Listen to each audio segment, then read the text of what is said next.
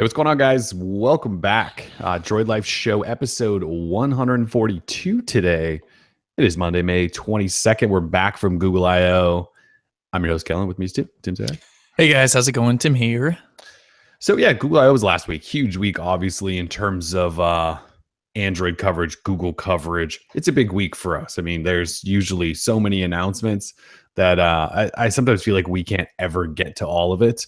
And a lot of times Google does things and they don't really announce like this tiny little feature or something that we end up discovering that's a huge deal or whatever. But this year definitely was packed full of announcements and stuff. Unlike last year, it wasn't necessarily full of new hardware and apps and stuff. It was more just like, let's improve all the stuff we've been announcing. But anyways, we want to run through a lot of what they talked about.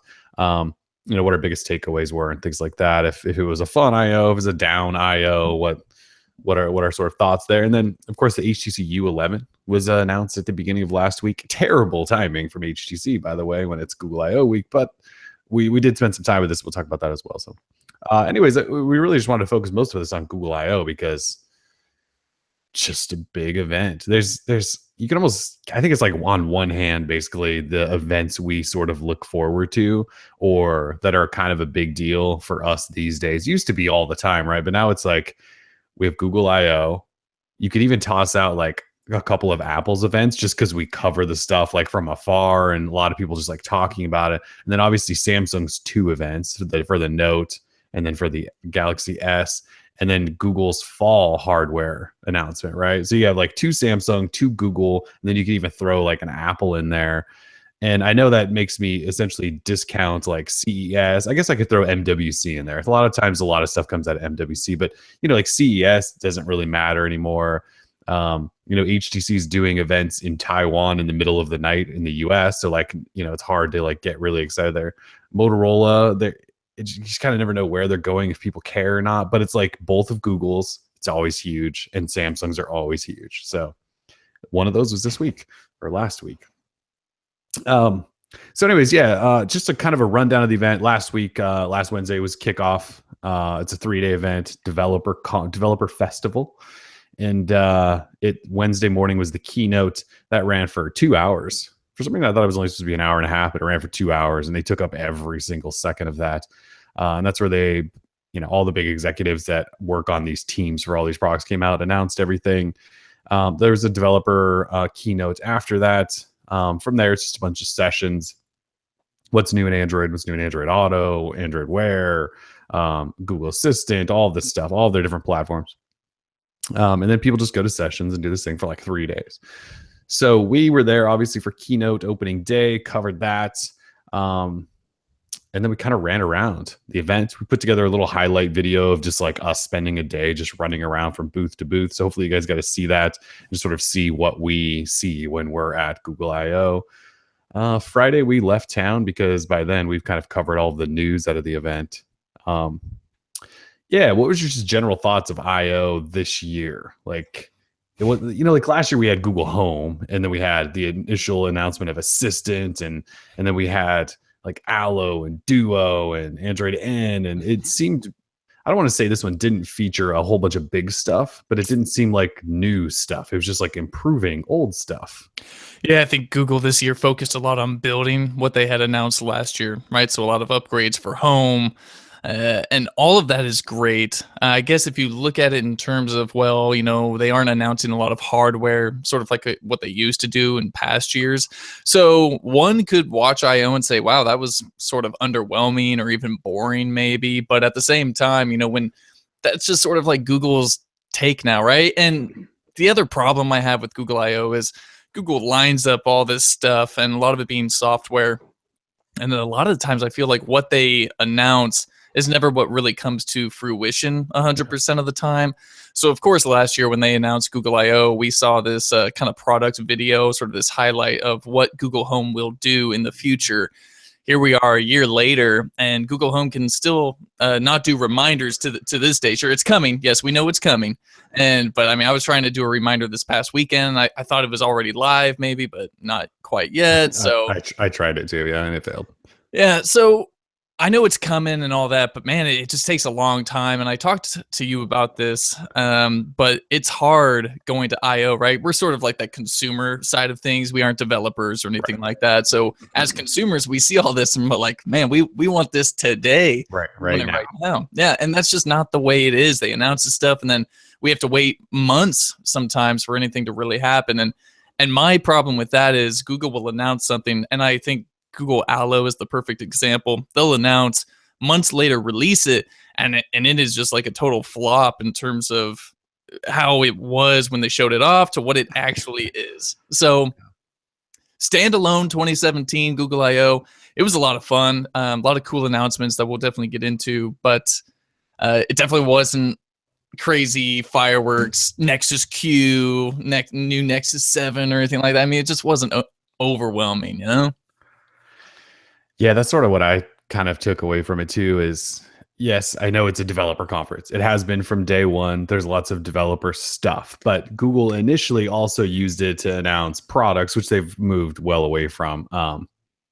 I guess sort of, right? Like a couple years ago, it was like Nexus 7, and then here's a Nexus Q, and like all this stuff. Here's a new Android TV unit, whatever. So they used to use it to do both developer stuff and announce some products, and then they like totally went away from product completely for a couple of years to make sure everyone understood it was a developer event and not just a freebie event. And then last year it was like back to announcing some products, right? Like Google Home they announced and things like that. So it's like they can't decide where they want to go. This year, there wasn't any new products really outside of they announced that they're going to have standalone VR units, which we'll talk about. But they didn't even show those off because they're so pre-production. And it's like they barely even have anything available there. So, yeah, it's a developer event. And you'll see all across the media landscape people going, well, Google's boring now. And the I/O developer conference was boring. And then the other guys will go, no, it's just a developer conference. You don't get it. And it's like, yeah, well, it used to be both, right? It used to be developer and fun.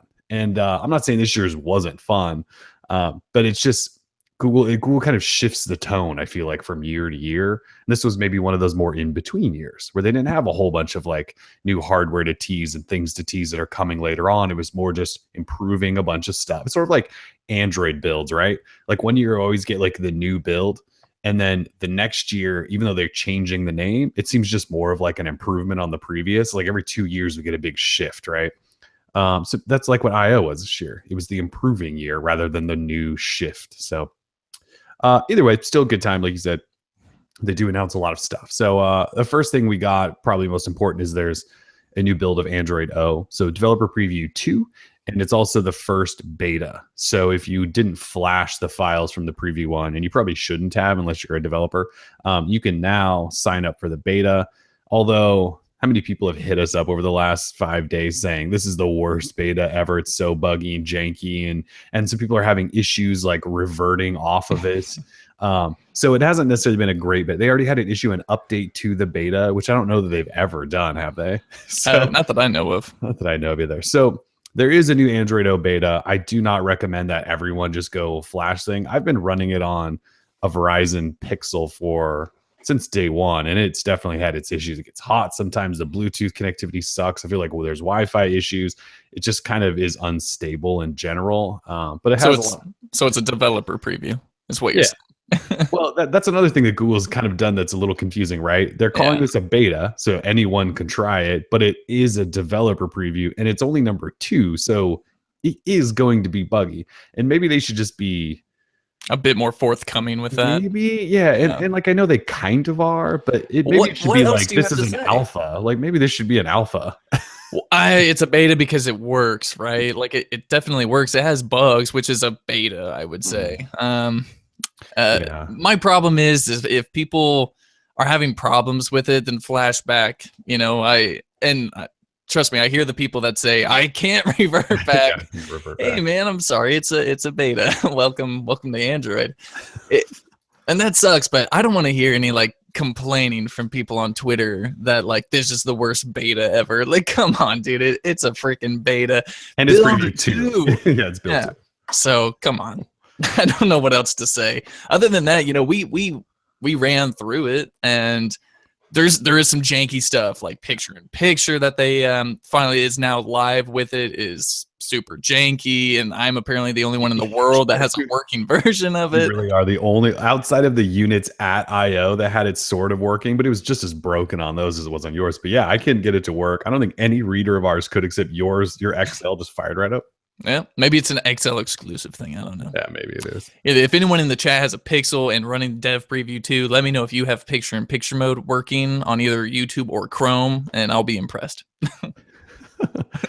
um, so yeah, in terms of new features, they did announce some stuff. So we obviously Android O is not new. They released the first preview a few weeks ago, but this is where they sort of really unveil all of what the new list of features is. So I don't know that anything really stood out other than kind of like you just mentioned with picture in picture, we now get working stuff like autofill is working. So we talked a while ago about password management, like with LastPass and all that stuff. But if you don't even have one of those, autofill now pulls just from your Google account if you wanted to. So if you're one of those people like me who uses Chrome to remember passwords and stuff, that's now just like built into Android O, which is very cool, I think. But they announced this thing called notification dots, although they're also called notification badges. They have two names, and they're basically these little dots that show up on your home screen icons now to show you if you have notifications for them.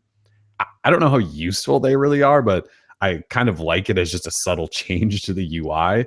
And essentially, you can long press on an app that has a dot, and it'll show you a little preview. They're really starting to adopt some of these third-party launcher things we've used for a while.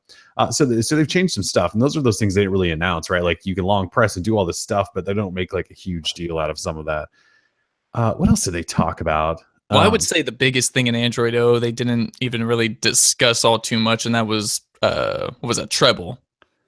Yeah, because they announced it last week or the week before, and Right. then at I/O they didn't really mention it. I think they had maybe a developer session on it, but Possibly. It's just Google does that odd stuff where they sort of highlight the stuff that isn't really a big deal. I mean, they took like 2 minutes last year to talk about resizing text in Allo, and it's like, I mean, come on now. There's other stuff that's cool. well, in Project Treble, we almost I know, again, I'm pretty sure they explained it a little bit more in like a special session, but this seems like something that should have been in the keynote. Like we announced this last week. This is how it'll actually work, and talk about how they've overcome some of the hurdles involved. And we talked in our last show about how you still have to deal with carriers and manufacturers. Like they took out one part of it, the sort of back end Qualcomm partner, that part of it. But there's still all these other hurdles, and this doesn't solve those. So yeah, they kind of did avoid it, which is a little bit weird. But either way, we took a picture of the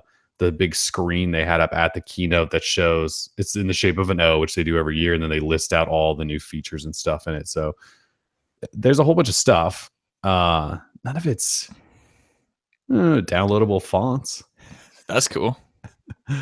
Smart text selection, which isn't working in the beta, which is actually kind of cool, where you can long press on like a word and an address and it highlights a whole address, like stuff like that. Those little tiny features are cool. They're just, I don't know, they're like headline grabbing. But yeah, once picture in picture works, that'll be cool. New emoji. New emoji, that's right. So the emoji have changed in Android O. So that means the little blobs are they're gone. The little blob emoji that we've grown so accustomed. I mean, they were there from essentially day one that Android got emoji, weren't they?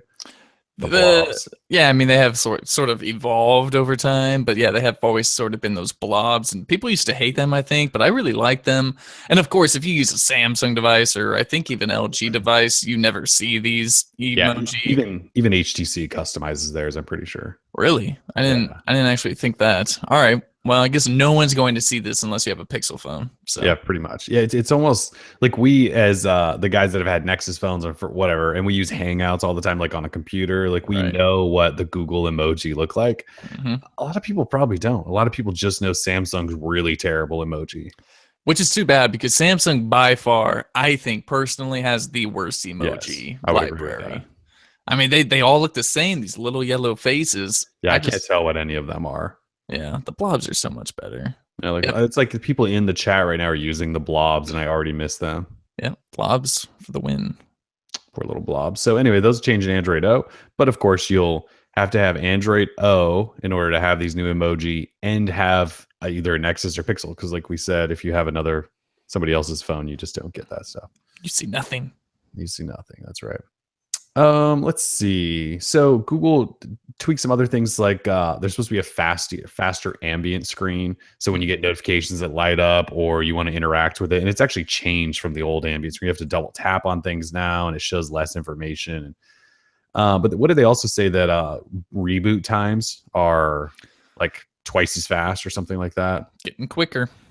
And they actually are when I've booted this Pixel I have on O a couple of times, just because it's kind of janky and I've had to reboot it. It actually does boot up really fast, which I like because Android felt like it was getting slower and slower to boot up. So I do appreciate that. But that's pretty much it for Android O. Not a ton of stuff. Feels like Nougat was kind of a big update, and now we're just refining Nougat a little bit more. We got previews to go, though. They can introduce more stuff, obviously. Yeah, we got a ways to go. Months. Yeah. Another announcement during the keynote, Google said that Android is now on 2 billion or over 2 billion monthly active users, or has that many monthly active users. That's a lot. I don't know what iOS is at, but it's nowhere near 2 billion, I do not believe. I do not believe. Is it even at 1 billion? I do not believe. I don't think so either. So Android's on a lot of phones. They also announced something called Android Go, which is their next attempt at growing that to the next billion. The next billion. Yeah. Android Go is essentially the cheapest of the cheap Android phones. We're talking 1 gig RAM or less, and Google's going to create some sort of special experience for it with a lighter version of Android in a way, lighter versions of the core apps, and then access to Google Play, which presents you with lighter versions of apps that might work better on your phone. So lighter running everything for these really inexpensive phones. And in a way, it's like Android One, although even cheaper. So, I mean, are we talking like $25 phones here, $50 phones? I can't imagine how expensive a phone is with 1 gig of RAM. Yeah, $75 maybe for everything. Yeah, so it's cool that they're doing this. I don't know how long they'll stick with it and push it, but this obviously happened in other countries. This is not a US thing necessarily. So either way, that's coming. Let's see. So Google Home shifting out of Android O. Google Home is finally turning into, you talked about this a little bit, how last year they showed off Google Home and they presented this experience that just looked amazing. And we're finally getting there, I think, now. Maybe. It's been a year since they announced it. And then now they announced a whole bunch of stuff that kind of takes us to that next level. So 4 big categories are called proactive assistance, hands-free calling, your favorite entertainment, and visual responses. At least that's how they laid it out in their keynote.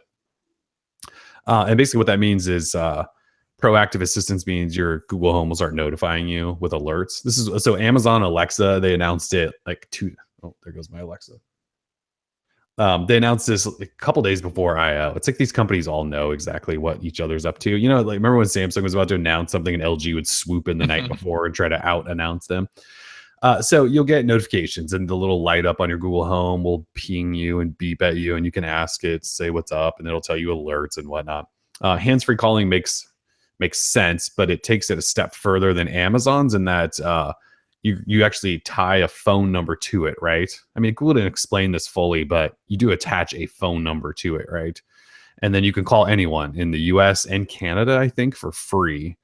And all you would say is the keyword, which I'm not going to say, call this person, and it will call them, and you can have hands-free calling through Google Home. And it is actually over a phone line, unlike Amazon's, which is kind of just between Alexa. It's almost like an instant messenger kind of thing. This is actually hands-free calling, and it's rolling out sometime. Then a lot of the stuff is not ready yet. Your favorite entertainment category was Google adding on more streaming services that you can use your voice to stream to, like a TV or something. And now there's like HBO Now and HGTV and DIY Network, and who else is on there that's new? Hulu's on there, Food Network. So that's growing. Oh, they added Bluetooth. It's actually kind of crazy that it didn't have Bluetooth or hasn't had it, but they're finally going to enable. So it's had Bluetooth the whole time, just not enabled. They're going to finally enable Bluetooth. So if you don't use Google Play Music or one of the supported services like Pandora, or I think Spotify's added now, you can just pull up your Apple Music and Bluetooth it through a Google Home unit. which is kind of crazy that hasn't been there, by the way. Amazon's had that from day one on its Alexa stuff. What else? The other one was visual responses. So they're essentially taking a combination of Google Home and Chromecast and putting Assistant on TVs. So you'll be able to ask Google Home stuff and it'll show you information on a Chromecast on a screen. So you can bring up weather. You can just find similar search results to things, I believe, your calendar, things like that. So they're starting to really integrate other items in your home. Pretty big stuff, actually. And they also announced a whole bunch of new hardware partners, from D-Link to Aware to Plum. So, and then they put together another highlight video that kind of looks like last year's, but it's like the new stuff. So this is the stuff that we've kind of been waiting for. You mentioned reminders. It's finally there. Finally getting reminders, although it's not live yet. So, I mean, how hard is that? Yeah, it does seem kind of crazy, but either way, Google Home is getting huge updates right now. It's just going to slowly roll out. That's the other thing Google kind of does. That's a little bit obnoxious at I/O. They go, all right, hands-free calling is coming, instead of it's coming next week. They're like, it's coming someday. They do that with a lot of stuff, like the proactive assistances and even the reminders. You just kind of go, when is this stuff going to be here? And when it does get here, are you going to tell us, or do we just have to discover it for ourselves? Google does that a lot too. They roll things out kind of in the background, and like somebody just has to happen upon them. So yeah, but Google Home, big stuff. Which kind of sucks because I just bought a couple extra Alexas to put in my house because Google Home was falling so far behind. Actually, I did it just because I wanted to test them back and forth. But Google Home might be catching up a little bit here. One day. Let's see. So kind of on the same note, Google Assistant also getting pretty sizable updates, I would say. I'd say. Yeah. For one, you can, if you open Assistant now, you can type in it. You don't have to talk to it. Groundbreaking. Yeah, it sounds so silly, but this is one of those things that probably should have been there from day one. I agree. The ability to type in. So if you don't want to constantly talk to the assistant on your phone, you can now long press, open Assistant, hit the little keyboard button, and type away whatever you're looking for. They're also allowing you to check out previous history. And they give you some more examples. And there's like this 2-column approach now in like a special section that gives you more help and shows you more information. But then they also announced Google Lens. Oh, well, they also announced Assistant for the iPhone, but you and I don't really care about that. That's the big news, though. I mean, that was what trended on Twitter. If one thing trended on Twitter, it was Assistant for iPhone. It really did, and we obviously do not care whatsoever. But yes, Google Assistant's now on the iPhone. But so Google Lens was a big section of the keynote. Google Lens is, what would you say? It's what Bixby probably wanted to be, but probably never will be. No, I mean, this is so meta. Google Lens is Google goggles, right? From what was that, 8-9 years ago or something like that? However long ago that was. Yeah, I mean, it uses your phone's built-in camera and then analyzes what it is, and then puts a link there for you to do an action pertaining to whatever you took a picture of. So this is probably my favorite thing from the keynote, right? So if I say I'm at a marquee or it's outside of a theater, when I put my phone up to it, it'll show me like the movie or whatever, the show, and then it could provide me a link to buy tickets or tell me more information about it. So Lens, quite awesome, because I always enjoyed Google goggles, but it didn't really do all that much, right? Because if I was looking at something, it was ahead of its time. Yeah, I didn't really need Google to tell me what it was, I guess, unless it was like a famous painting or something. So I love this idea. Google Lens might be my number one favorite thing. Yeah, so you can pull up search results based on what it's looking at. You can point it at, well, this is where I talk about Bixby, but you can point it at like a monument, right? And it'll tell you like what that is, more information about it. You can also use it, though. I showed it in photos. So if you pull up like old photos you took that are in Google Photos, you just pull up the Assistant, run Lens on that photo, and it'll remind you where you were, location. Like if you took pictures of a bunch of monuments again, and then you didn't know what they were, or couldn't remember, it'll tell you exactly that. So, but I would say like it's like what Bixby kind of wants to be. It's just Samsung's obviously not smart enough, right? I shouldn't put it that way. I should say Google's tools and their assistant stuff is just far enough ahead that it's ready to be able to do this stuff. Right. whereas Samsung's maybe not so much. Yeah, it really comes back to why is Samsung trying to build their own stuff when Google already offers it, especially if Samsung's going to continue using Android and not ditch it for Tizen, then you might as well just use Assistant. I mean, it's already on the S8, S8 Plus. Why not then use Lens as well and just forget Bixby? Like, I know that Samsung obviously worked with partners. Maybe so the interesting thing, right? You can shop through Bixby. Is it just that Samsung has this like huge affiliate program with Amazon or something where It they get must a be. cut every time that It someone must be because buys it's crap? only with Amazon, which is just Yeah, stupid. it is just sort of odd, especially considering that this exists now, and it's native for Android and it's not this Bixby third party stuff. I'll just use, right, like I'm still using an S8 Plus. Like, even if Bixby comes out, say Bixby and Lens launch at the same exact time, like I'm just gonna use Assistant, Yeah. Lens. So Although the other piece to Bixby that they think will be good is that it can actually use, like, you can give it commands to work apps, which Google isn't trying to do necessarily. I don't need that. So, yeah, this seems more like an accessibility feature Yeah, rather than a feature I would use on a daily basis. But right. I Yeah, I guess, mean, again, we haven't even tried it yet because it's still not even close to being available. yeah, it's It almost seems June. like. Pretty bad. Yeah, Uh, frustrating. Yeah, so Google Lens, you're right. It is very much like goggles. It's just been updated with a whole bunch of new features. And I have to imagine, and I can't remember if they showed this or not, but it'll probably integrate Google Translate in some way at some point. Like, it's going to have all of that, right? They Anything did show that, I believe. Yeah. did that. Okay. So anything camera related that Google's used in the past that they would use their sort of AI to pull information from and give you results, that's essentially going to be a part of Google Lens, which is a part of Google Assistant. So awesome. Yeah, it was actually pretty sweet. Let's see. So there was something else. Oh, Google Assistant's also gonna be able to send money to people pretty soon, which I think is Yes. pretty cool. Yeah, you can. Send Kellen beer or $20 for beer. Yeah, so rather than like fumbling through PayPal apps or whatever people pay each other with, Venmo. Venmo, all that stuff, you'll just be able to go, okay, Google, send money to Tim, send Tim $10 or whatever. Yeah. I'm doing that. Oh god. I know. Only one phone went off though. The Android O beta one is like, I can't hear you anymore. I'm What broken. is Google? Yeah. But so that'll be nice. Just say like, hey, send this person $10, and you can do it all with your voice. They also showed the ability to just shop for things online and walk through them all by voice. Like, they placed an order, I think, at a restaurant. They did it during the keynote, right? They placed an order, said what they wanted exactly, like hold the tomatoes if you want, add a smoothie on, and it just did it all by voice. So those things are coming. We'll see how good they are. Obviously, they have to work with partners to make that experience good. But either way, the future is here. Yeah, most definitely. Scott is asking, will they ever finally have a single solution for messaging? Easy answer is no. It's Oh, Google, hell no. man. They didn't No mention way. messaging once, did they? The whole Nope. thing. Not that I know of. Like, you and I were hoping that they would come out on stage and go, here's our Yeah. new messaging app, and just troll everyone, but they That'd didn't. be great. That would have been Too bad. awesome. Yeah, they didn't mention Google Voice. They didn't mention Hangout. And remember, Hangouts got some new announcements not that long ago at their sort of enterprise coding. What was that? What was that conference? I can't remember. It's not called Code, is it? That's Microsoft's, I think. But either way, they announced that new 2 versions of Hangouts.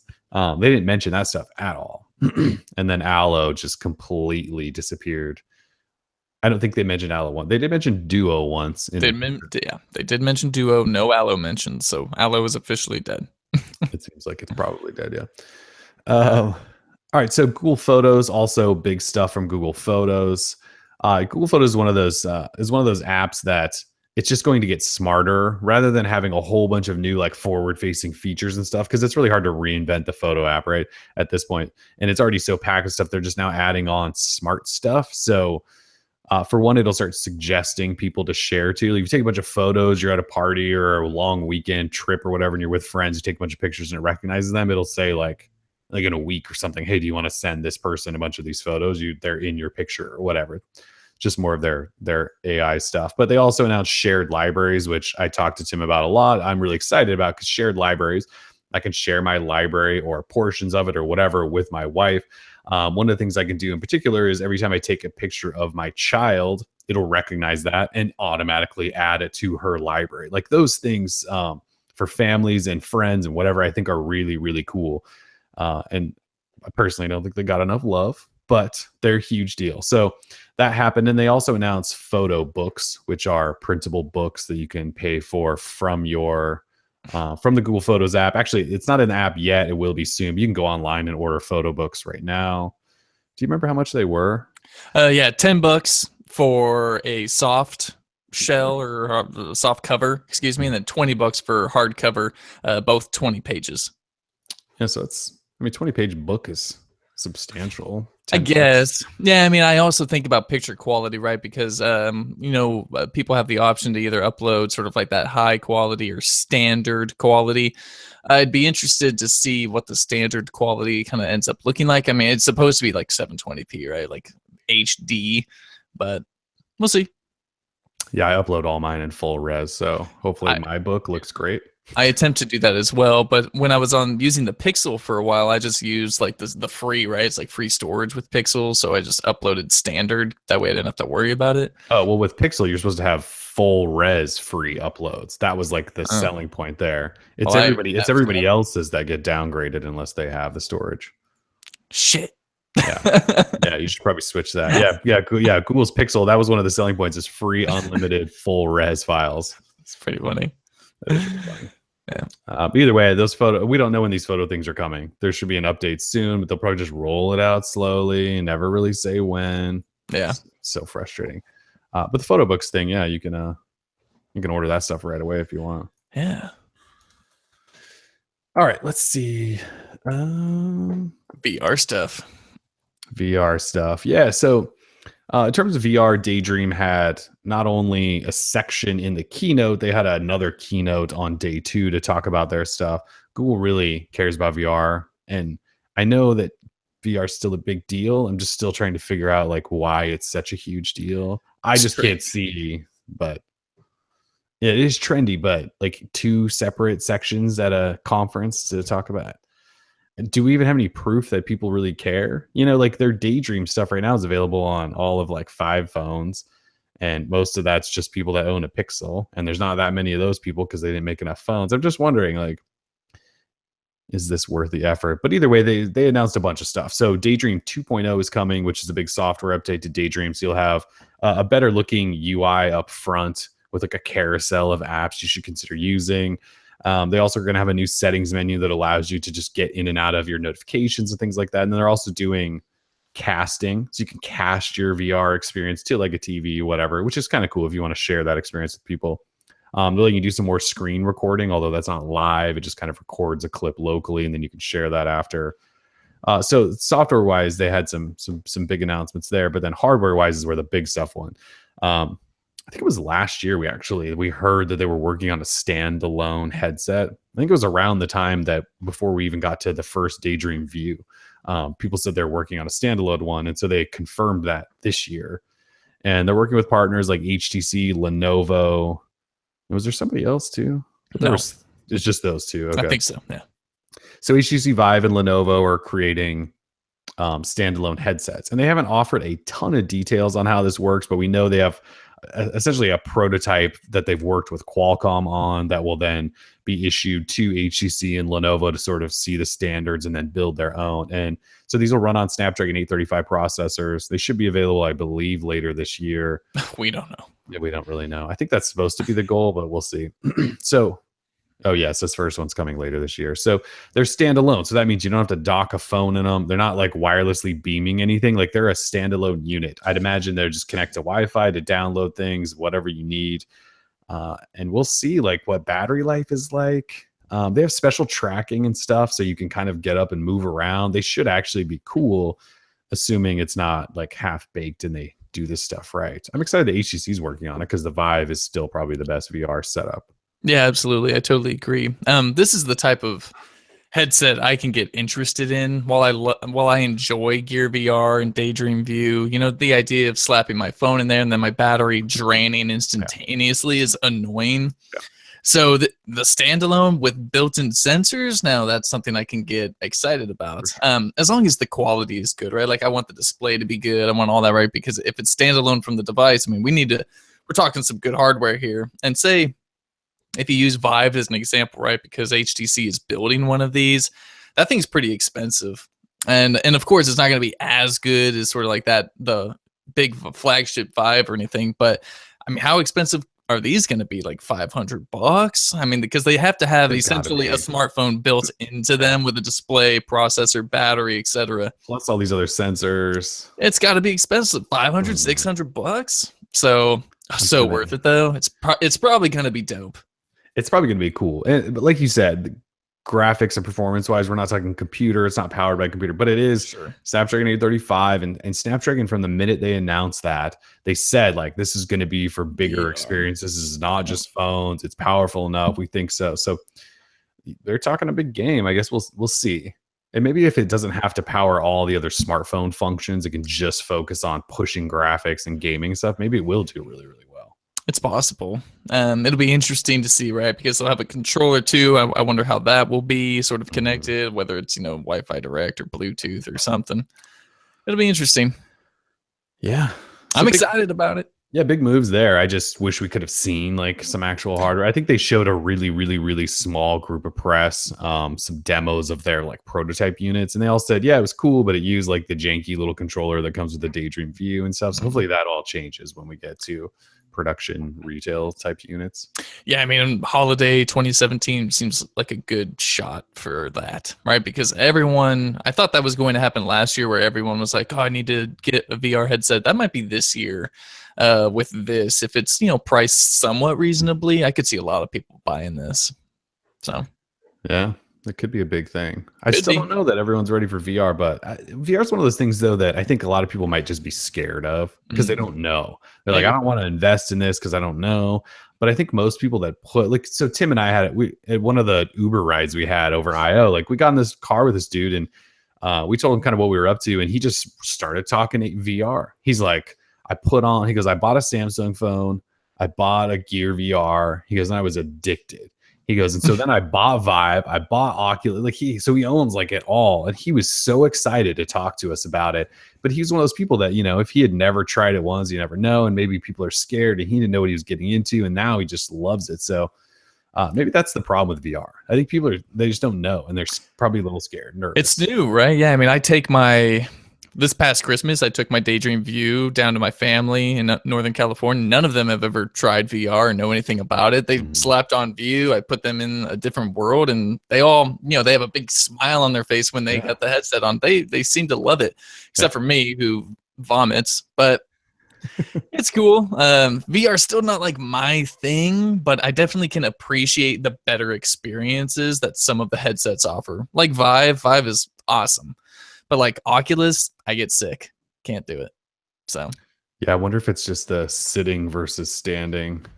That's what gets maybe. you or something. I actually, when I sit and do any VR stuff, I actually don't like it. I instantly almost get that like kind of tingle on your neck where you kind of get a little sweaty almost. And you're like, I don't like this. I get that when I play any of the seated games. So yeah, it must be just a motion thing. Maybe. I don't know. I need to do better like exercises with my eyes or something. Either way, so Daydream, lots of stuff still happening there. They also announced that it will be available on the Galaxy S8, S8 Plus here this summer, I think they said. Correct. I just keep forgetting that Daydream's not just open to any new flagship phone. Like I thought that's kind of where we were going, and it hasn't been. It's like a slow one by one, like no LG phone. Although I think that's like a spec thing. Like you have to have an AMOLED display, and all the LG phones run LCDs. Yeah, very interesting. So I guess, well, then maybe possibly we can confirm, right? Because Google talked about in the second half of this year, LG will have their second flagship device that is Daydream ready. So maybe LG is going to be changing up display tech too.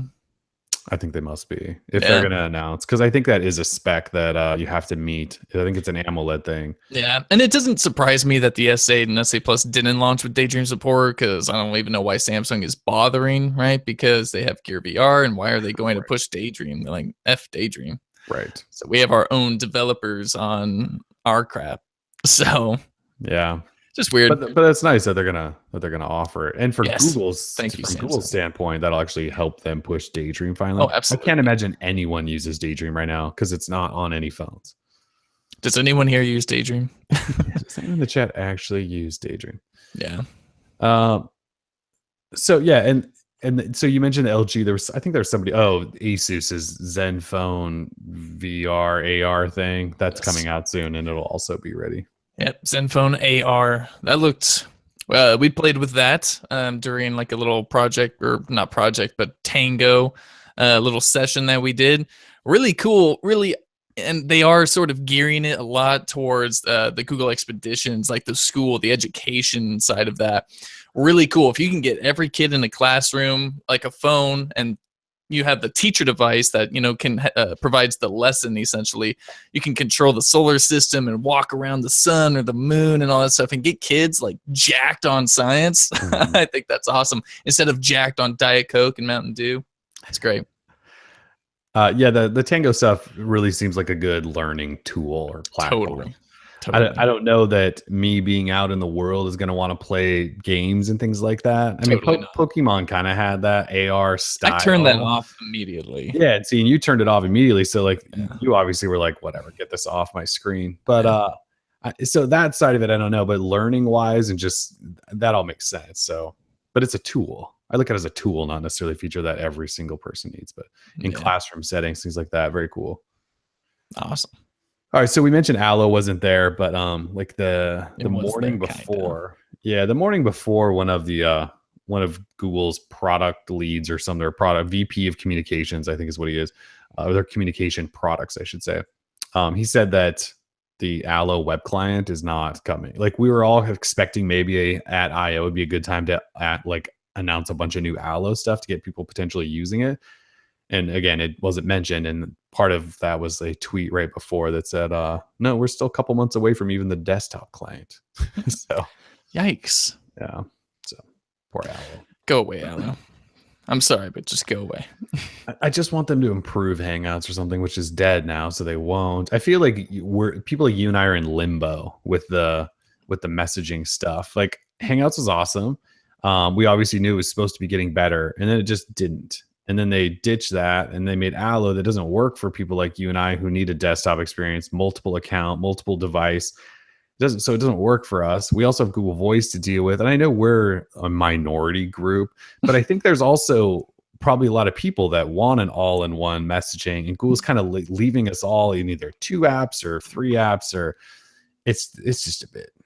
I'll be damned if I'm a minority, right? Like this is my life, and like I need my tech to work for me, right? Like I shouldn't have to fit into another category, right? So it is unfortunate. Right now it works. Hangouts to be the experience that we all wanted, that did SMS and did just regular messaging and did video stuff. It was there. And they even as a bonus were like, it's also going to be the future of Google Voice. And we were like, yes. Wrong. All that went away. Yeah, Google is very user hostile at times. Yes, they are. All right, so if there was one thing as biggest takeaway from I/O, like the thing that now that we've had a weekend to digest I/O, if you were like, all right, what do I remember from I/O last week? Any idea what that is? The what? Sorry, you cut out. If you had a big takeaway from I/O. Oh, Mount Take? Android OS beta sucks. The developer preview sucks. Not necessarily just a hot take. I'm saying what stands out from last week. Like you've had a weekend now to digest everything. Like when I go, what was cool about I/O last week? Like, what's the first thing that pops up? I guess Google Lens would be the first thing that pops up, or the fact that there's still no reminders on Google Home, but they are coming. I get it, but biggest takeaway would have to be Lens. I liked Google goggles back in the day, so I'm really excited just to kind of go out and try it. But there's still this part of me that's like, do I really need it? Am I really going to use it when it's available? Like that happens with me a lot with Google services. So we'll see. I'm excited about it. I can say that I know you're stoked about Google Photos and the sharing libraries and all that. Like I don't have people I share photos with, or I don't take a lot of photos of things I want to share. Maybe because I'm greedy and I want to keep it all for myself. I don't know. Uh, I'm not as excited. I don't share Google's excitement for bringing on another billion Android users, right? Right. Because to me, all I think about is fragmentation and the fact that this time next year, maybe 5% of people will be running Android O, maybe, maybe a little more, maybe a little less. Who knows? So it's frustrating, and we're talking 2 billion people, and then so break that down into what I think seven some odd percent right now for Android Nougat. That's not a lot of people of the 2 billion. So something needs to change. Maybe Treble will help. Maybe it won't. We've been talking about Android updates and like the alliance of updates and all that stuff. It's never done anything. So because it's just not a closed system like Apple has where they have complete control over everything. So I don't know. It's kind of sad. But anyone who doesn't have a Pixel device, you're not going to see Android O for a long time. A long time. Yeah. It's one of those things with the beta programs and the previews and stuff. Because we have Pixels and Nexus phones lying around, like we use this all the way up until it gets released, and then it gets released, and it's hard to keep talking about something we've talked about for 6 months, and then slowly from that point, like October 1st, then it slowly over 6 months starts rolling out to all these other manufacturers. Frustrating. Yeah. Scott in the chat, I just want to send a shout out to Scott. He's so pissed right now at Google, and I totally empathize with you, man. Humans are. Scott actually sent me an email about this. Scott, I'm sorry I haven't gotten back to you yet. It was the weekend. But he's very upset that Google is messing around with his messaging apps, and like I get it, like I totally get it, but I guess I don't know what to say. Like I'm sorry. So Scott just, I think in general, is just sick of Google doing everything like as a beta, and it kind of works, doesn't work. Sometimes it rolls out, sometimes it doesn't. Let's try all this new crap all the time. And Google does that a lot. And IO's, I think, actually kind of a good example of them doing that, because they announce 8,000 things. And then, as you mentioned earlier, we don't know like if it's going to show up. If it does, is it going to be like they talked about? Is it going to be worthless? Are they just going to scrap it? When is it actually going to show up? So they announce all this stuff, and you just kind of go, all right. It's like the calling thing on Google Home. They didn't announce any details. They just said, it's just going to work. And you're like, well, how is it going to work? Like, do you have to new phone? Which phone? How do I call? Can you block these people and ignore these people? And I know we're not even close to launch, and that stuff will work itself out. But you know what I mean? Like, this just feels like Google going, check out all this crap we're working on. Who knows when it's coming? Yeah, and I like one way that he kind of approaches the situation, and that's Google doesn't maybe think through how an app will fit into its own ecosystem, right? How does Allo fit into an ecosystem where they already have an SMS app, Google Voice that can handle that stuff now too, Google Hangouts? What exactly new is it bringing, or what problem does it solve? And so they have a lot of messaging apps, man. I get it. And you have to use multiple of them to get your life to work and stuff. Like, what I did? I stopped using SMS. And anytime someone texts me, I don't text them back. And I just let them think that I'm dead, because they can hit me up on Hangouts or Facebook Messenger, because I also have that, or Twitter. There's so many ways to contact me, but don't do it by SMS. I won't respond. You're dead to me. I think the problem is a lot of people know people with iPhones, and Sure. those people just use iMessages, and that's the only thing they know. And so yeah, I get iPhone users to use Hangouts too. Like, I don't care how bad the experience for them is, Hangouts iOS, but I make them use it too. So yeah, I actually kind of do too. Although most of the people I know happen to have Android phones. I don't know how that's possible, but probably because like years ago they were like, "Oh, you work in Android? Like, what should I get?" And I'm always like, "Just get this crappy phone. It's better than an iPhone." I like trained them all years ago, I think. Yeah. Scott's saying that he uses SMS for business. 95% of clients communicate that way. I would say shut your business down. Tell them to go away. Yeah. It's time to get on Hangouts or bust. They can't now. Exactly. Put it right on the header of your webpage. Have them all join Allo. Exactly. Do something, man. Be the change you wish to see. The Gandhi approach. There's just no good fix for it. Yeah. Google. That's one of those things, if they would actually fix, it would be a glorious moment. That'll be That if huge. they would answer the call with the messaging thing, and you kind of look at Google and go, dude, you're Google. Like you did all this assistant stuff, which we just talked about how awesome it is, and you can't create a messaging app that actually works. I wish somebody would dive into the backstory of how Hangouts eventually died and why they gave up on the voice integration and stuff like that. I'm not a big enough reporter to be able to get to the bottom of those details, but like, why can't the information or something do like an exclusive report on how Hangouts died? I know they have really deep Google sources Oh yeah. because I want to know that story, like why they just abandoned it altogether.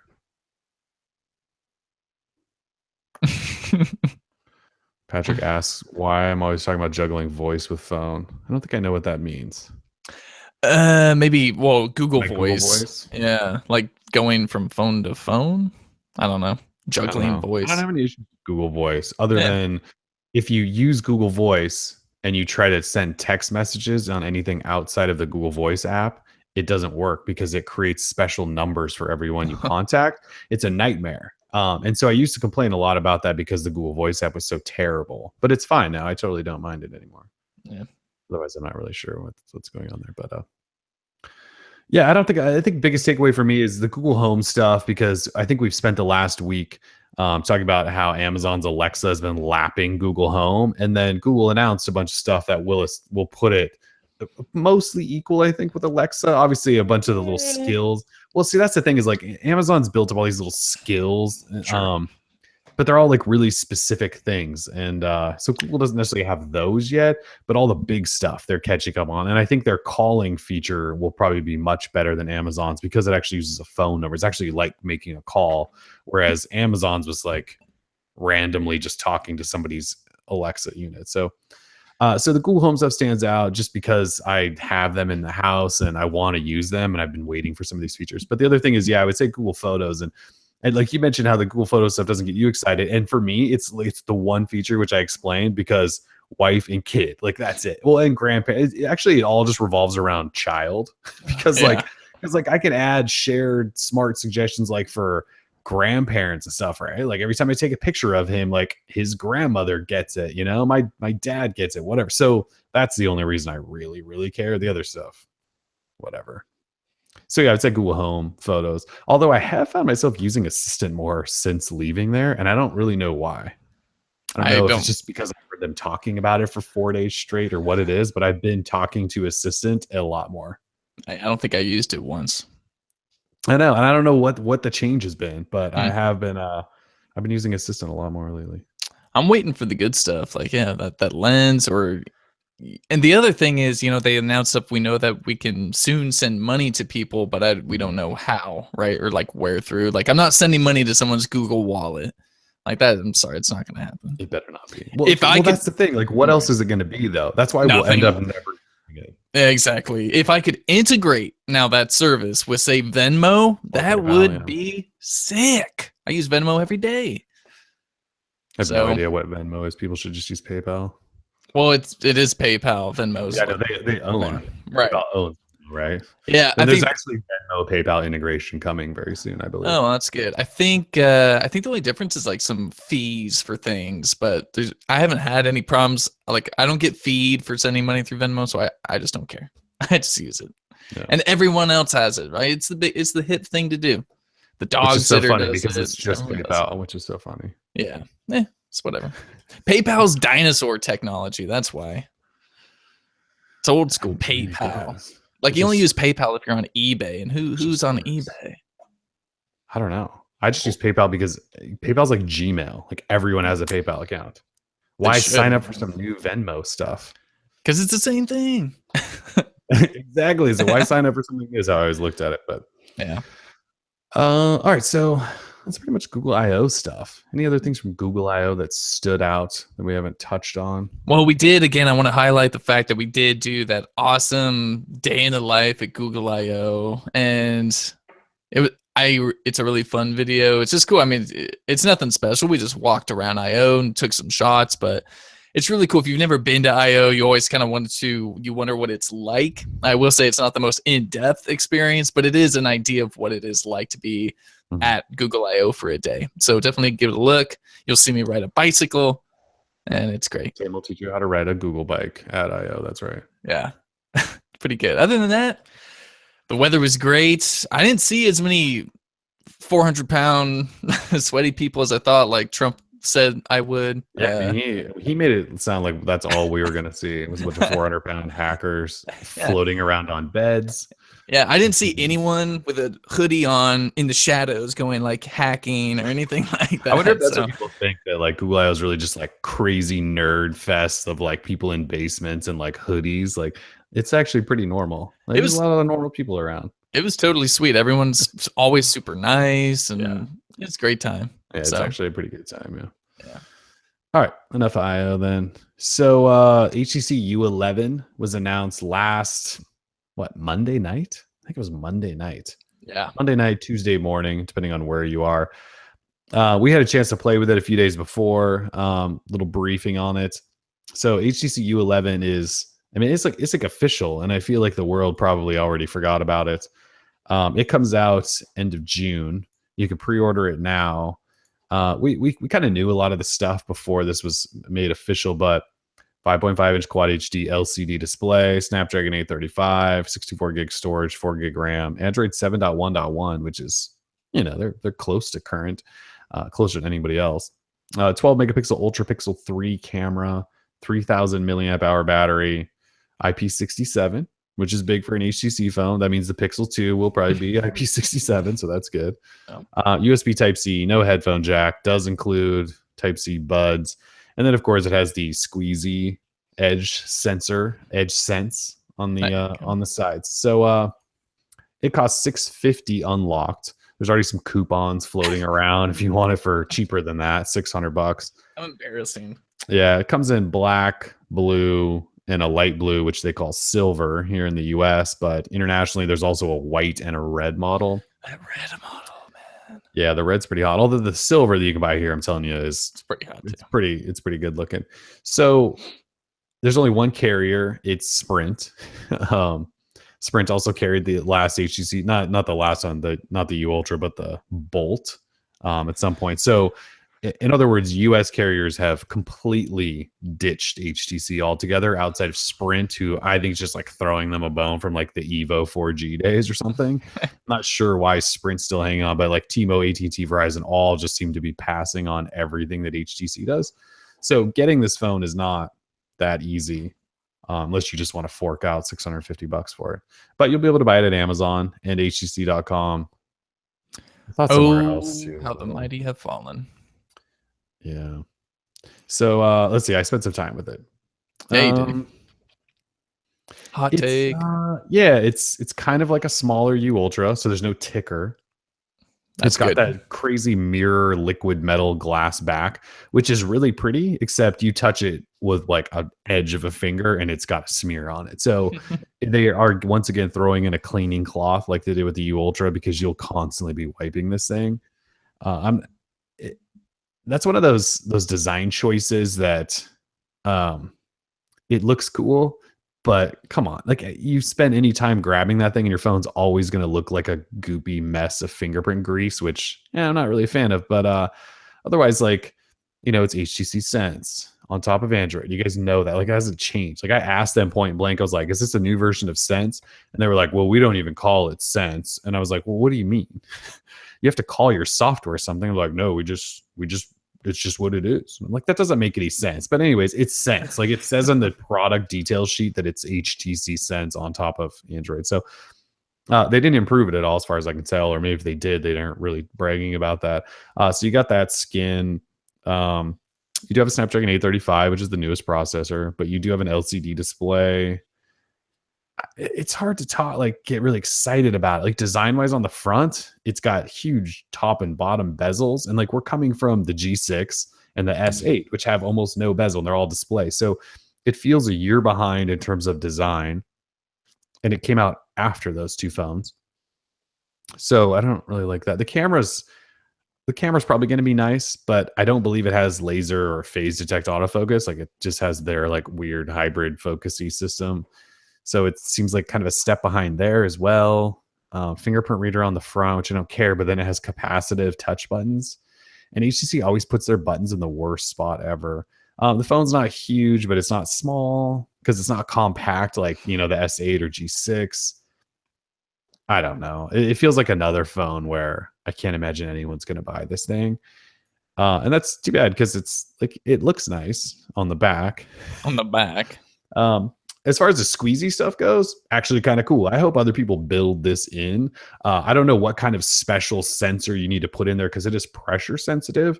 Um, and I don't believe it's just a software thing. I mean, it's obviously a software hardware thing combined, but it senses your pressure. And you can launch apps. So you could do like a short squeeze, it'll launch an app. You could long squeeze, turn the flashlight on, whatever. You can have it open the camera, take a picture just by squeezing instead of trying to find a shutter button, which is kind of cool. Yeah, you can have it open Google Assistant at any time, whatever. You can unlike Bixby, you can customize this thing however you want. And there's a whole panel of stuff that you can change.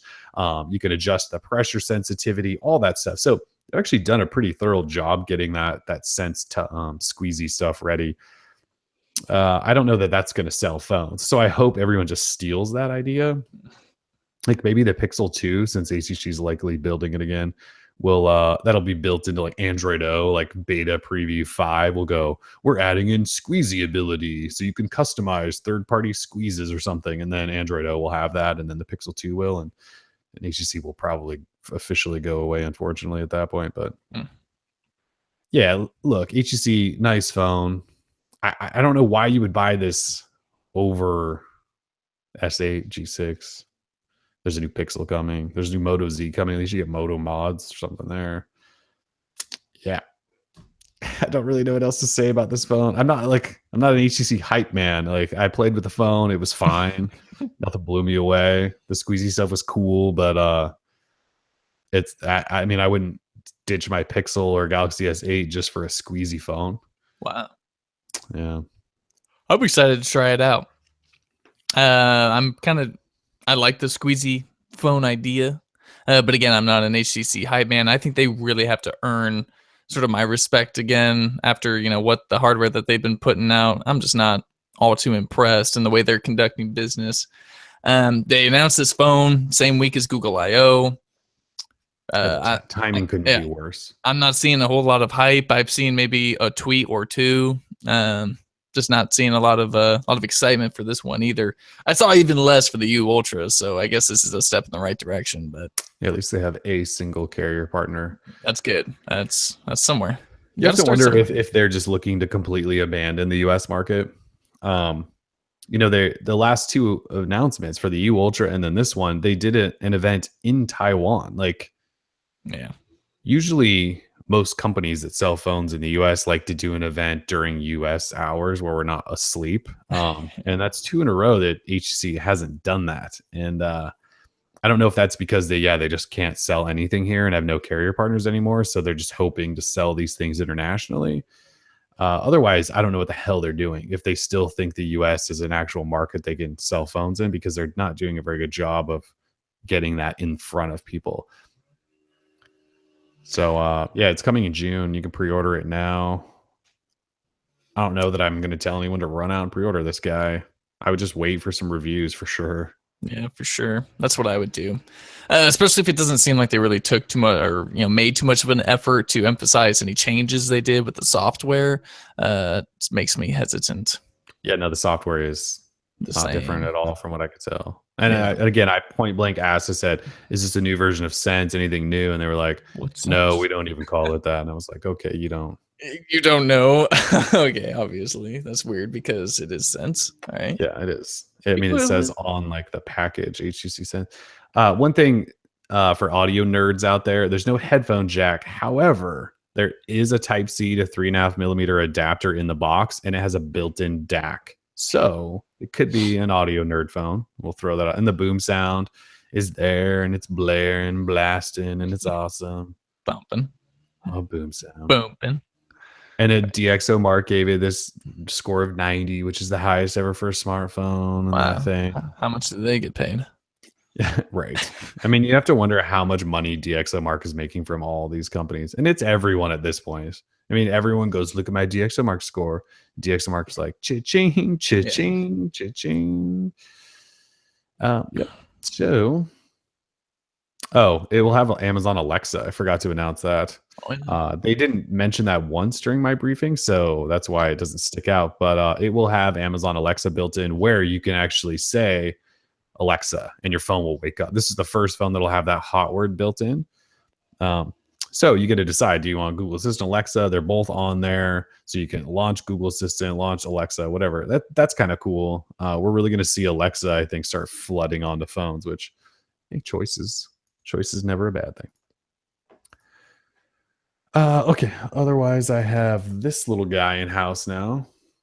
How's that? Oh, Wear 24. Wear 24. So Verizon Nice. sent me a Wear 24 to test out and review. Look, it's actually pretty nice looking. Yeah. Get it closer. Doesn't have Android Pay though. Does not have Android Pay. You confirmed? Yeah, no, there's no Android Pay on here. Dang. But size-wise, design-wise, probably It looks slick. it's probably one of the better Android Wear watches I've seen, definitely this year. Kind of looks like a real watch, but with like a digital face. Yeah, you can't change the band, which kind of sucks. And it has no. a rubber strap that it's not the cheapest strap ever, but it's not the nicest thing ever. Now, what do you mean by you can't change the strap? I believe they're It's like embedded in there. Yeah, I mean, so remember, like in the watch sport, like there was actual technology in the band, so they wouldn't let you take it out. That is so weak. This one, I don't know if there is, but there's like A little hard to tell. you definitely need like a special like 3-pronged weird tool to get this off, and I could try and see what happens. Because Yeah, why not? I mean, this feels flimsy enough. Like there's no electronic stuff in here. This is just a rubber strap. Yeah. You slap a NATO on that bad boy, you're good to go. Yeah, I mean, anything other than this like cheap rubber thing. But Yeah. overall, the size and design, probably one of the better looking Android Wear watches you'll find. Charges just on a wireless stand, just plop it on there. Haven't had a chance to test it much yet since I got it while I was gone at I/O, but this could be the one. I doubt it. It's not going to be the one. You know why it's not? Because Verizon is forcing you to, if you want to buy one, to sign up for service on it. So if you just wanted it as your Android Wear watch and not do the LTE stuff, like I don't know that you can do that, which is stupid. You know, because you can buy it outright at $350, but I tried the other day and they were like, okay, you need to sign up for service on it. And I was like, well, I don't want that. I just want the watch, dude. So, all right. Jeremy asking if the Gear S2, goodbye, yes or no? I would say no. It's like a 2-year-old smartwatch at this point. Right? Yeah. It's probably fine though. Oh, sure. But the S3 is, and that one actually looks pretty sick. Yeah, but the S2 is actual decent size, right? Like the Gear S3s are huge. I guess if you don't like Gear S2 for $100 is cool. Yeah, I could agree with Samsung Shield, and given his name, I would say he knows what he's talking about in this realm. So yeah, $100. Yeah, probably not bad at all. Yeah, not bad. Someone also mentioned the OnePlus 5 in the chat. Oh yeah, because we haven't really talked. Well, speaking of DxOMark, OnePlus announced that they're partnering with DxOMark to help them get their camera right and all that stuff. Yeah, never mind. I don't want to talk about OnePlus 5. But we know the phone is called the OnePlus 5, that DxOMark's working with them to make their camera good.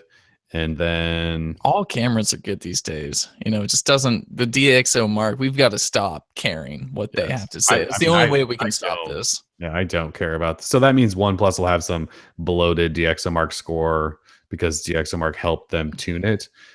I just hope it's a good camera, but yeah, the DxOMark score thing is just, I'm over that for sure. We don't know that much else about it. I think Carl Pay's been spamming Twitter today talking about headphone jacks, and people are confused. Like maybe that's what everyone wants to talk about. Maybe. I will say that I am excited for it. It is in like my top 3 devices I'm excited for in 2017. I believe, Kellen, you share that same sentiment. Yeah, the OnePlus 5. Yeah, that's for sure a phone I'm looking forward to. They've done some nice things with color options lately. You know, like the 3T got like a darker charcoal, and then they made the matte black version. So they're doing just kind of some subtle design things that are nice. And obviously the 3 and 3T was our phone of the year last year. So yeah, OnePlus 5 should be sweet, assuming they don't keep inching up that price. Like hopefully it's not $479. You know, hopefully it stays around that 400 mark, 430. But I have a feeling it's just going to keep going up. Oh yeah. The problem is they can't do that for too many years, or all of a sudden you're like over $500 and you're going, wait a minute, OnePlus. I thought your deal was cheap, because what was the original OnePlus? Was it like 379 or something? No, it was cheaper. It was like 350. I thought it was super cheep. Yeah, and it was The awesome. And now original, the original yeah, the OnePlus, original OnePlus One. Yeah, Yeah, that was like 350, I think. if I can find out. I know. Google. Google Droid Life. Alexa. Yeah, Alexa, tell me the. Well, there's our review of it. $, $300. That's Damn. crazy. Really that cheap? $299 for the 16 gig. Oh, 16 gig. That doesn't even count. $349 for the 64 gig. I forgot it was that cheap because the OnePlus 3T was $429. So we're already up $130 in just 3 years. I'd be worried. I bet this OnePlus 5 will be $479 or something. Like those keep inching, and they will no longer be that affordable. That's going to be a problem for them because it's always been easy to recommend OnePlus phones because they're good phones and the price is right. But you start getting close to that 500, you're no longer in that category you started out at. True, but if they're still bringing one of the best experiences out of all of the devices, even comparing to like the top flagship phones, and from all the reports I see, there's some sites out here that can't shut up about the OnePlus 5. It might be the greatest phone ever made. Is it going to have a dual camera? Is that what we all think? Probably. That's what I'm thinking. Dual camera. What else? Hopefully it has a headphone jack Hopefully. on the bottom still. On the bottom. Probably not though. Dash charging. Dash charging, one of the greatest inventions ever. They do charging better than anybody. Yeah. So maybe they can get away with charging 500. The only problem is everyone on Verizon will be like, it doesn't work on my carrier. Yeah. And that's never going to change, I don't think. Yeah. No. Poor guys. Yeah, so otherwise we don't really have that much to share on OnePlus 5. There's a whole bunch of like fake renders and things floating around. We don't really touch that stuff. Like mock-ups and concept crap, and we just don't really mess with a lot of that stuff. I mean, we shouldn't be far away from the actual unveiling, so there's no point in hyping stuff that might be fake, right? Yeah, because I did our OnePlus One review in July of 2014. When was the last couple? Around June again, right? Yeah, around this time. Yeah, I think they typically announce stuff around June, July. So yeah, the OnePlus 5 should be here pretty soon. We're close. Should be getting our hands on a BlackBerry Key 1 here pretty soon. We're really excited to get that in hand, and I'm gonna go all in. So excited. Yeah, I'm going all in on BlackBerry Key 1 for at least a solid couple of days. For at least a solid like unboxing hour. Yeah, we'll see. I mean, I guess the idea that excites me about the Key 1 would be the size, like easily going in and out of my pocket with it or something like that. I'm not looking forward to a physical keyboard or anything like that. I feel like we almost need a poll just straight up. Do you give a shit about the BlackBerry Key 1? I'm imagining it's going to be HTC level 0.8%. That's pretty funny. Poor Key 1. Keep trying though, BlackBerry. We're trying, man. TCL. All right. Anything else you want to talk about? Oh, we were going to ask. We asked a poll this week about if people actually use multi-window. I can't remember why we were talking about multi-window. And what did the poll say? What did people actually answer for that? Because you and I are both under the we've never used multi-window in our life camp. But I think it was just because of picture-in-picture. It was picture-in-picture. I was like, well, is this going to change anything? Yeah, et cetera, et cetera. And the results are 53% say nope, never use it. 39% say only sometimes. And 8% say yes all the time. So however people ended up defining those, but I mean we're at 92% there. Like, yeah, kinda here. I've used it once or twice. Only 8% like use it all the time. And for me, at least the way I would describe that is like at least a few times a week. Or maybe once a day, something like that. I would think using it all the time means at least once a day. Samsung Shield in the chat says uses it for watching YouTube. What do you do while you watch a video on YouTube? You like scroll through Twitter or Instagram, or like what else do you do while you're watching a video on YouTube? If you're watching a long video on YouTube or something, and then or maybe on Hulu or something, we're watching like an episode, but when you want to be watching the episode, but I guess you want to be on Twitter too. I don't know. I don't know. I am curious because I've always found like if I load something in a small window, it drives me nuts that it's in like this tiny window. Exactly. Yeah, he does. He says he just does email. Like, and I get it, right? Like, I guess anyone you can do anything as long as if you're in multi-window. It's just I've never had the urge to be like, yeah, I'm gonna watch this YouTube video, and while I'm watching the video, go, oh, I should check my email, and like, let me just multi-window this. I guess I haven't come across that sensation, that feeling. Mm, I'm the weird one. Don't worry. I'm the weird one. You're normal. You can browse the web, check your email, all while watching something. That's great, man. I'll do it's it one of on a those features tablet. yeah, it's one of those features I think about using and I never find, or I think like at the moment I should probably do it. It doesn't ever cross my mind. So I just don't, but, It just doesn't make sense to me on a small screen. Like I'll do it on a big old 10-inch tablet, something like that. But on these little guys, little pups. Yeah. I can't do that. All right. Well, multitask too much in life. Don't we all? Yeah, well, yeah. All right. Well, anything else? No, I hope everyone. I was going to say, I hope everyone has a fantastic weekend. I thought today was Friday, but Memorial no. Day weekend. Yeah, I hope everyone has a safe Memorial Day weekend. We won't be here on Friday. We wanted to get this out of the way, right? Because Google I/O. So, hope everyone's safe. Don't blow yourself up. It's not 4th of July. Close enough. They're already selling fireworks down here at the Fred Sure. Meyers. So I'm sure they are. So, come on, America, get it together. Get it together. Yeah. All right, cool. Well, thanks for joining us on this Monday edition of the DL Show, recapping Google I/O. Yeah, we'll see you in probably 2 weeks. I mean, we'll be around the site, but Of course. you guys get us. There's no show for a couple weeks. All right. Anyway, thanks for joining us. Peace. Peace.